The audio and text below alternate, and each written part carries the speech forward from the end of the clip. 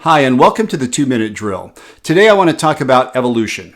Not evolution as in Darwinism, but evolution in how you evolve and change what it is that you do in order to remain successful. Because if we're not moving forward, if we're not growing, if we're not evolving, we're naturally falling farther behind. Now, this was inspired by a question I had from a program director who had watched my seminar on demand, Treat Them Like Dogs.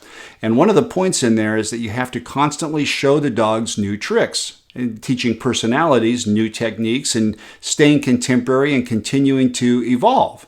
And the question came up is, what if I have a personality who doesn't want to change? It's been doing it the same way for decades and thinks that what they're doing is the same today as it was in the 80s, and it worked then, it'll work now. What do?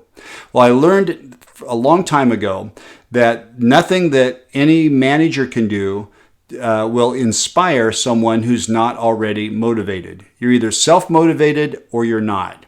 However, if you have someone who is motivated, you can inspire them to greater performance. And that's the challenge as a talent coach.